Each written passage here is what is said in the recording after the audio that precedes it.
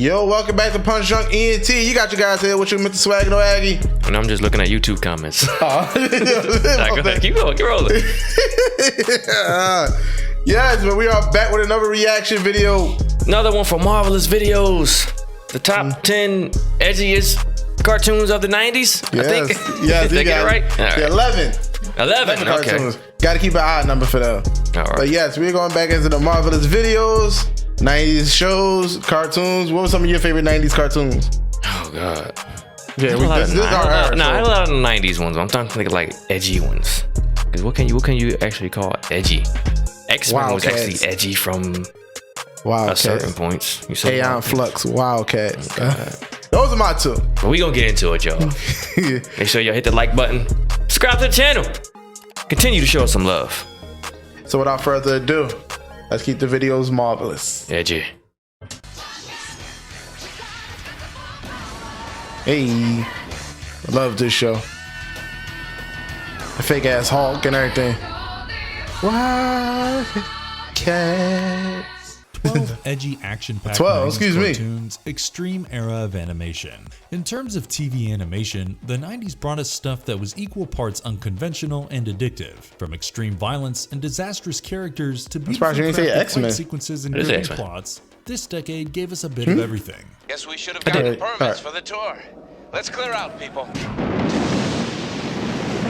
These TV shows pack generous amounts of exoskeletons and mech suits, monstrous heroes and villains, mythological and mystical plots. Is that the Godzilla cartoon? Aesthetically rich. Yes, it is. Animation. It's better than that movie. We wouldn't be wrong in saying that what was provided was a much-needed bridge, reducing the gap between kids-centric cartoons and ones aimed at adults. After the 90s were over, there came a radical and dramatic shift in the way cartoons were made and viewed, and adult viewership became a luxury that's enjoyed even today than by animation creators. The introduction of CGI alongside live-action sequences in cartoons gained prominence in the 90s, and the 2021 enjoying it a little too much. is the latest direct consequence of the trend. I need to watch this movie. In this video, it's actually pretty good. Some of the edgiest cartoons that pioneered something new.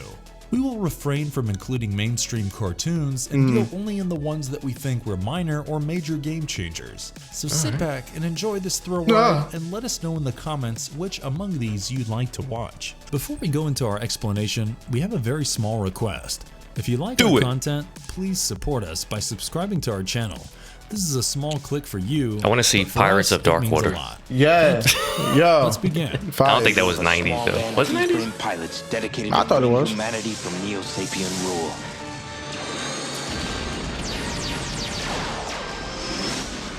rule. We are the Exo Squad. Exo Squad. 1993 to 1995. In the year 2119, humanity faces an impending interplanetary 2019. At this point, humans have colonized Venus and Mars, and have also created he said the 2119. species, the Neo-Sapiens, So who function 2119. as a race of slaves. However, the constant oppression has led the Neo-Sapiens to revolt, and Earth is now battling space pirates. And not see us. We must hit them while they are vulnerable. Oh gosh, that's so creepy coming about me like that. Calm down, Neo-Sapien. An opportunity to wage a full-blown war on Earth and its inhabitants. The show revolves around Able Squad's adventures in the backdrop of this war, a unit of elite soldiers who wear highly advanced and lethal exosuits called E-frames. I love when good shows and movies have dumb names for things. First off, kudos to you if you remember this show. It's considered by many as one of the best action cartoons that came out in the 90s and was axed before its time. And why not? Exo Squad was made as a response to Japanese animes of the time. It was hardly a cartoon made for young children. It had darker themes than an 8-year-old could comprehend. The show is a realistic take on war and its outcomes. There were carefully planned battle strategies, deaths, treachery, rebellions, and darker concepts like the psychological effect of war on people and their lives. As an action cartoon, it had all the necessary ingredients, with space soldiers donning unique and personalized exosuits to fight battles and go on many other adventures. However, the show aired in difficult and unpopular slots, even at 6 in the morning in a few cities, leading to a decrease in viewing numbers. The cartoon was I ain't get up there early for Exo Squad. Leaving the story on cliffhanger at the end of the 52nd episode. This is I know The new Johnny Quest. I was saying, I know this is the song. Okay, yeah. So I do remember this intro. Yeah. Dun, dun. The Real Adventures of Johnny Quest, Keeping it real. 1996 to 1997. Johnny Quest is a computer whiz who, along with his friends, accompanies his father, Dr. Benton Quest, to exotic locations where the kids investigate strange events and mysteries. Well, log on. Subject, Johnny Quest. Countdown? 6. This was fire. I'm mad it was only 1 year of this. They also get to travel to a virtual realm called Quest World, where they indulge in solving puzzles and uncovering secrets and fight bad guys in order to evade life-threatening situations. Reboot. This show is a continuation of the 1964 series Johnny Quest and the 1986 series The New Adventures of Johnny Quest, and was produced by Hanna-Barbera. The show's original creator, Peter Lawrence, wanted this incarnation to be more realistic and believable than their original cartoons, and so he used locations like the airstrips of Nazca and the ruins of Teotihuacan. But Hanna-Barbera wanted less believable mysteries, which were in line with the original cartoons, and the rift resulted in Lawrence getting fired Why are you on top of me? brought in. The project was in development hell, and a separate series planned called The New Johnny Quest was pulled, with the episodes for that season being released as the second Big baby. The chaotic result was a bizarre fiasco, with the second season looking and feeling extremely different. Yeah, that's tough. It's Johnny. You got two creators. One of them wants realistic stories. The other one does not want realistic Yeah, you can stories. tell how the animation goes back and forth. And Yeah, everything. like it's two different shows in one, pretty much. Yeah. I swear, Benton, that boy could jump into a lake and come out dry. However, for people looking for a nostalgic walk down memory lane, this is a great show with exploits and adventures on par with that of its predecessors. Impressively, the creators were mindful enough to age the characters by a few years so that they can make more of the action and fighting. However, some fans objected to the change. The show seemed to address the accusations that the previous version faced, such as xenophobia, sexism, and racism. The animation is visually brilliant, with the use of CGI creating a cinematic spectacle out of the Quest World sequences, and the fight scenes with Medusa and Surd becoming an absolute treat. But despite all the upgrades and changes, the program couldn't generate the desired ratings or viewership and was axed after the second season. Dang. Biker mice. Biker mice from Mars. Or just regular biker mice. The regular one's from Mars. Okay. Yep. They're from Biker Mars, Mice from bitches. Mars, 1993 to 1996. Once Mars was a thriving planet brimming with natural resources and a humanoid mice population. Hey, I smell Plutarchian. All hell broke loose when the Plutarchians, a race of carnivorous, worm-eating foul Do you remember their names? What is it? Plantarchians? The three mice. Do you remember their names? Oh shit. Dawson's outfit. They all gotta do well. I think two of them has to do with motorcycles. Is the white one's Vinny? I think the main guy is Throttle. And I don't know the last guy's name. Something weird like Thrust. Oh gosh. They're gonna say, hopefully they say the name. I hope his name is not Thrust. Wheels. smelling fish humanoids arrived and plundered all of the planet's resources in order to take them back to their own dying home planet. Throttle, Moto, and Vinny are three Martian mice who managed to find a spaceship and came to Earth, which the Plutarchians are planning to attack next. Exterminate them! Kick it, bros! These mice love biking and using interesting weapons like cestus, lasers, flares, and even a bionic arm. Cestus. The three will need to join forces to save Earth from the Plutarchians and hope that someday they can return to Mars. Heavy metal, heavy action, and kids cartoon combined in this memorable show. They actually brought this back out. In 06, it got rebooted. Productions produced the first season. Nobody watched. Yeah, the same Marvel you're thinking of. Marvel Comics also published a 3-issue series in the I know 90s, Marvel had them. Why not? I mean, Put 'em in the humanoid mice MCU. who live That's by a what I'm small, saying. Simple code. Got Rocket brains, fucking bros, raccoon. bikes, and fight big, bad, smelly aliens using cybernetic weapons. We're sold. These muscle mice fight aliens, robots, and other monsters in style and with grace. This is one of the earliest cartoons to include themes of climate change and environmental degradation. While it didn't transform kids into Greta Thunberg, it did manage to bring the issue into homes and raise whatever little awareness it could. In 2006, the concept returned to TV screens with the same name in a 28-episode series. This revived series was a continuation, but added more antagonists in the form of cat-like humanoids called Catatonians. Catatonian. That's why they're listening. Oh, Seizure Ghostbusters again. Yeah. I definitely saw this. Don't remember it, but I saw it. Extreme Ghostbusters 1997. A few God. years ago, Dr. Egon 1 year. Spengler and his colleagues formed a group that hunted ghosts for a living. However, the absence of supernatural activity in the city led the team members to look for other opportunities, and they all went their different ways with the exception of Dr. Egon Spengler, who now lives in a firehouse with his friend Slimer, studying paranormal activities and teaching a group of young students at a local college. When new paranormal incidents start to surface, he recruits students Kylie Griffin, Eduardo Rivera, Garrett Miller, Roland Jackson, and his secretary Janine Some Owens generic to ass form the names. Ghostbusters. The team also includes Slimer, the ever-hungry ghost.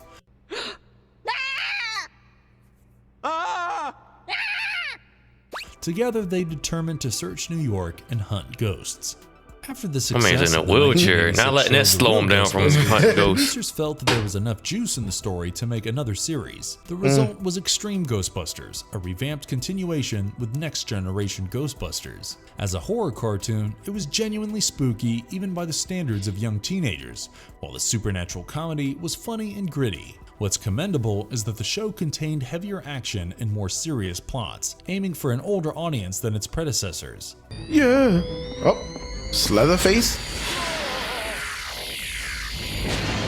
God, murder. Sadly though, Yeah. this is what led to the show's demise. Poor scheduling meant that the show aired to a largely preschool audience, especially aimed at the elder Scary demographic, kids. a blunder that resulted in poor ratings, leading to the show's cancellation after its first season. Y'all mean nothing nowadays what kids be watching? Bruh. That's tame compared to today's stuff. pretty much. Man. Pretty damn much. These kids be watching some other stuff. They don't even watch cartoons no more. They tell you about Naruto before anything, right?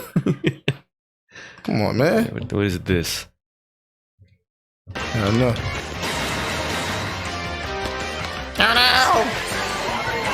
Skeleton Warriors? I heard this name before. Yep. Never one of those Skeleton Warriors, shows. 1994. Yeah. In a fictional planet called Luminaire, Prince Lightstar and Baron Dark fight to take control of the Lightstar Crystal, Same that powers the animation city of as Luminous X-Men. City and gives superhuman Yeah. powers. In one of his attempts to steal the crystal, Baron Dark manages to get one half, while Prince Lightstar and his Legion Mine. of Light safeguard the other half. With the crystal's powers, Baron Dark is able to turn others into undead skeleton warriors like himself. The Legion of Light must fight Baron Dark. They gonna say and skeletons were skeleton too warriors to scary for save the children, city so from we canceled darkness. it. Yeah, that's what it sounds like. I don't even know where to begin. Back in the 90s, there were sci-fi action shows and there were horror cartoons. Skeleton Warriors was a breath of fresh air as it blended these two genres, giving us something to really cherish. It was a visual treat and had superb fight sequences, cool vehicles, lots of bone crushing, and in-air fights. Everything from the theme song to the graceful sword fights screamed its status as a classic 90s show. A little harder. This is a fine mess. It could have been the next big thing, but unfortunately, it couldn't quite garner the right numbers, so the producers crushed it in cold blood. Damn. Never before did we see scores of the titular skeleton warriors fire lasers and guns while riding cruiser motorcycles. So many skulls and ribs were crushed that one might question the sanity of its creators and writers. The cartoon was aimed at a very niche audience, with its dark and violent undertones, so much so that it became economically unviable. In addition, its toy line failed to develop a fan base. Gojira! This cartoon was great. This reminds me of what's the name? Same animation as Men in Black cartoon. Exactly. Godzilla, the series, 1998. This show follows the events of the 1998 film.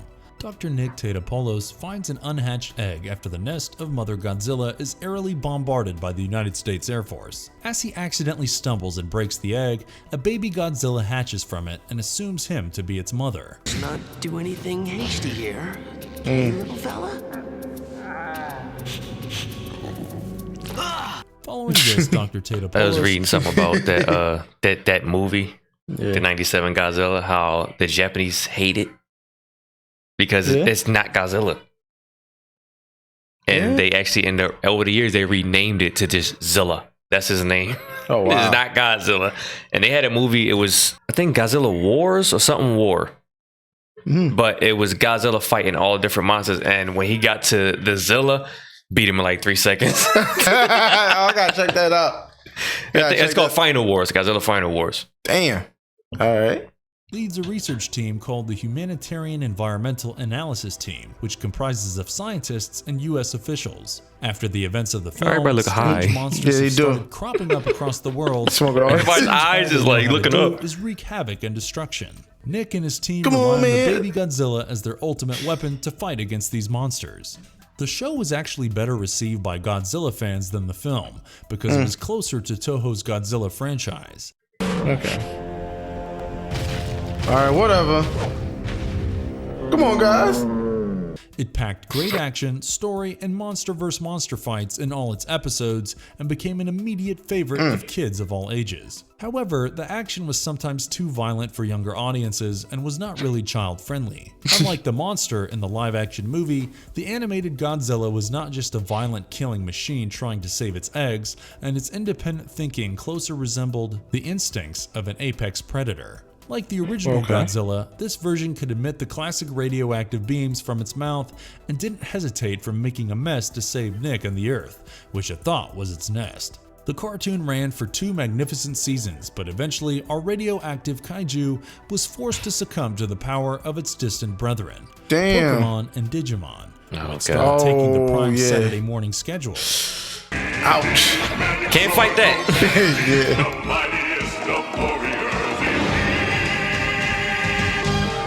Not a fan of Conan.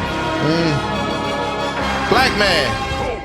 Conan the Adventurer, 1992 TV series. Rather watch Conan O'Brien. Is a wandering warrior who hails from the ancient mythological city of Cimmeria. One day he witnesses a meteor shower which he dubs fiery tears. Look, grandfather. Why is he pointing like that? Fiery tears are made of metal.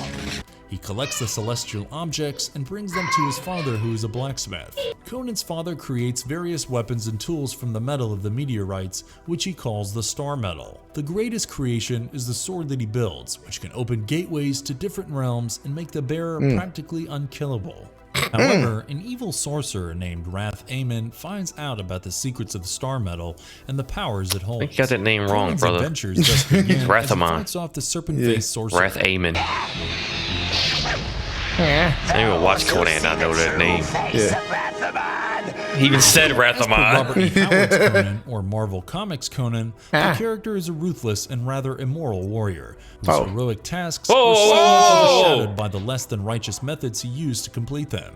The cartoon series couldn't show Conan's true personality, as it was quite adult, so they diluted his character and toned down his murderous and thieving traits. Conan fans weren't pleased with this, but the cartoon was popular among children because it showed a hulking man fighting bad guys with age-old weapons and the sheer brute force of his muscular body. Look at his body! Having said that, the creators remained largely loyal to Howard's original literature, the result being engaging stories and characters. It remained one of the best sword and sorcery cartoons of the age and competed well with its contemporaries like He-Man and Dungeons & Dragons. In 1994, Sunbow Entertainment released Conan and the Young Warriors, which was a direct sequel to Conan the Adventurer. Sworn enemies, how dare you do their bidding?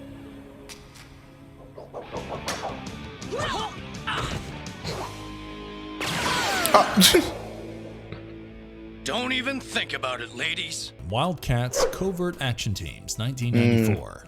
Wildcats centers around 2 prehistoric alien races at war. The good Cherubim fight against the evil race of Daemonites. It's a universal and age-old war that has to be fought for the protection of Earth. The major villain is Hellspont, who is the leader of the Daemonites, while the cyborg Spartan leads the Covert Action Team. A trap mean anything to you? Precisely, Wildcats.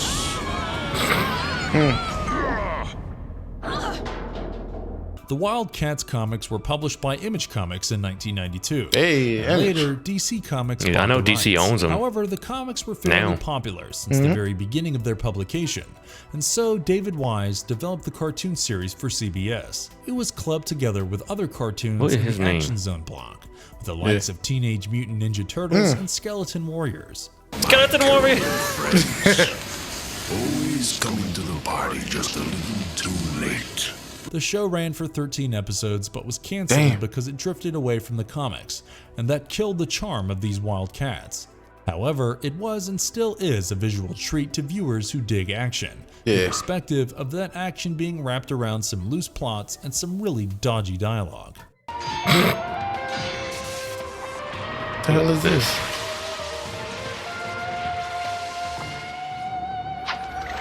Another show that I remember seeing. Highlander. I remember seeing it, but the animated series, Grifter, that was dude's name. After a meteorite collides with Earth, causing a series of nuclear reactions, humanity is almost wiped out, with only the immortal Highlanders remaining. They pledge to stop fighting for an eternal Never saw the cartoon, never see the movie either. What remains, calling themselves Jeditors. However, one of the immortals named Cortan still seeks the prize and wishes to dominate Earth. He succeeds, but there's a prophecy according to which one last Highlander will be born and will defeat Cortan in order to free the world from his dictatorial rule. You did it, Quentin! They're free! Thanks! Man, your name Quentin? But I could have learned so much from Angus.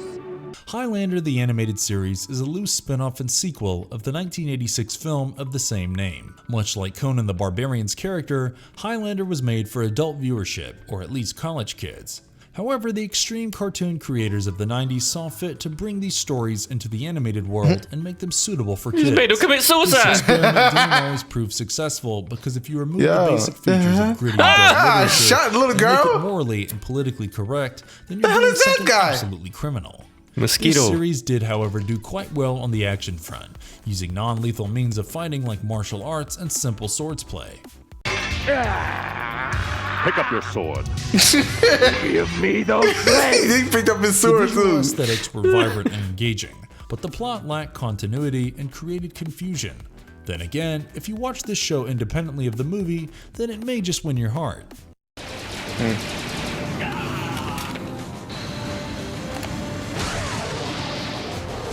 I don't know what this is.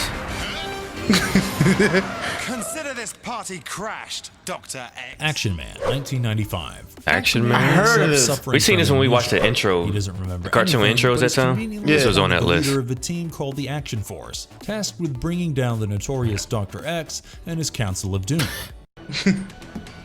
My Council of Doom. She's going up. Later, Action Man finds out that Dr. X is the reason behind his amnesia and probably the killer of his It's good parents. animation though for... One thing about Action it Man 95 is that you it get said? exactly what you signed up for. Have I?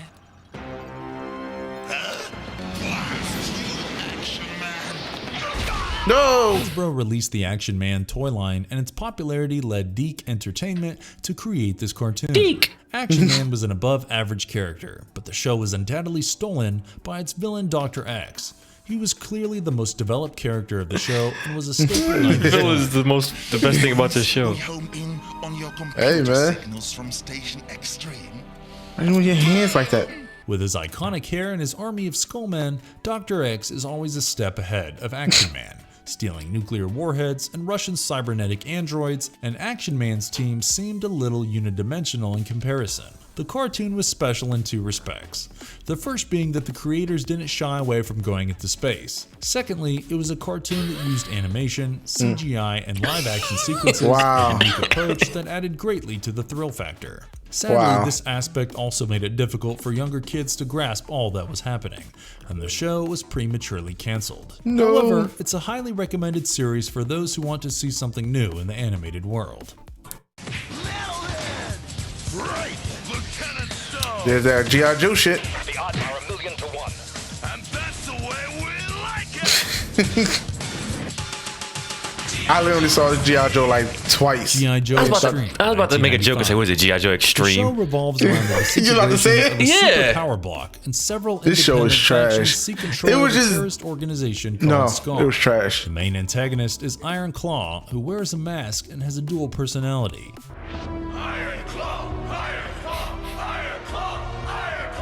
Oh my The gosh! revamped Joe team seek to exterminate the mercenaries and terrorist cells in a battle where the advantage lies with the bad guys who only wish to bring anarchy to an already chaotic and broken world. The original G.I. Joe, a real American hero, was a popular favorite, and Hasbro wanted to relive an era of greatness with G.I. Joe Extreme. Give him steroids. Pretty much. Know each other better. Don't worry, we're all on the same side. But it's a well-known fact that back in the day, cartoons were as good as their toy line.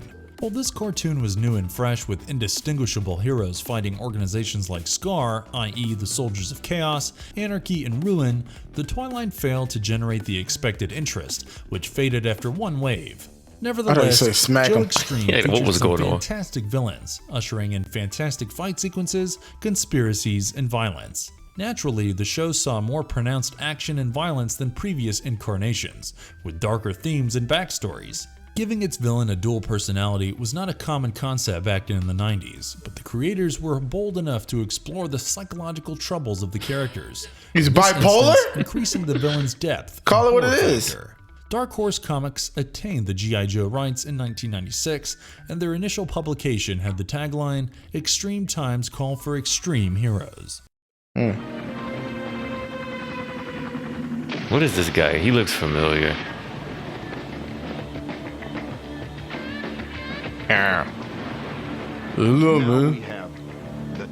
The Savage Dragon, 1995 to 1996. Lieutenant Frank Darling of the Chicago Police Department finds a large humanoid creature with green skin and a finned head. The creature has no memory of his past, but that shouldn't be a problem as he has super strength and an accelerated healing ability. He soon joins the police force and fights against crime under the name Savage Dragon, facing off against the city's biggest criminals, including the mysterious Overlord. Overlord wants to take over the city and wants our green hero to join an organization of supervillains called Vicious Circle. Together we shall enslave the humans and rule Chicago. Like Bill Cosby. Enslave the humans. Savage Dragon's partner, Officer Alex Wild, struggle to save them. I was going to say James Avery, but... The cartoon is an animated adaptation of the Image Comics character of the same name, which was created by the legendary writer and artist Eric Larson. You're being another Image. For what? What happened? Why did he sound like that? It's a justified and honest adaptation of the comic, packed with all the action you expect: flipping, jumping, kicking, and headbutting. Despite not featuring the nudity scene in the comic, the sensuality and a reasonable amount of violence is carried over.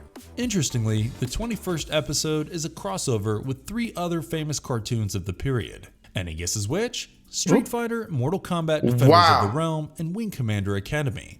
This great idea was hatched by the USA Action Extreme team of the USA Network. The Savage Dragon is an excellent piece of work as an action cartoon series, though the execution and production is a little lacking.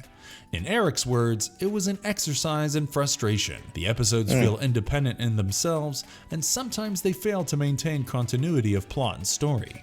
And if you liked our content, don't forget to leave a like and subscribe to us if you haven't already. Have a good one and be safe. All right. Peace, homie. Savage Dragon. He looked familiar, but then when they said the name, like, oh, I don't know. Well, another Image. Shout out to Image. They got 3 cartoons on there. It says something about Image. But yeah, so that was the 12. What was that? Oh, shit. It was 12 edgy cartoons from the 90s. Okay. 12 something on that line. Yeah. Y'all know it's on the title. It's on the title. Oh, but it was great, though. They kind of had a good callback to some cartoons that we love. Some cartoons that were just... They never heard of before. There you go. Some of them just too extreme. Ghostbusters and G.I. Joe. You just add it onto your cartoon and shit. Watch, when this channel start going down, it's going to be PDE Extreme. Gonna be extreme. I'm definitely taking roids after that. Go ahead, mohawks, roided up, tank tops. Just yelling, welcome to PDE Extreme. PDE. Subscribe! You better subscribe! Oh man, but what do you guys think, Mo? Damn. Now I'm from DC. What do you guys think, though? Make sure you guys leave the comments in the comment section. Y'all know what to do. Make sure you click the links down below for this original video and everything that we got going on, from our socials to like extreme merch at geeksunleashed.com. Get the merch in your body. And check out our extreme memberships at YouTube. With 2 tiers over there. This voice is really throwing me off. 2 tiers over there full of all fun things, extreme things. You'll like it. You'll love it. What all that being said? It gave me a headache talking about that. That's why I doing that shit. But with all that being said, man, we keep it extreme, man. We're swagging away. Just damn. PunchDrunk Extreme. We out. Now you got to keep saying extreme. God damn it.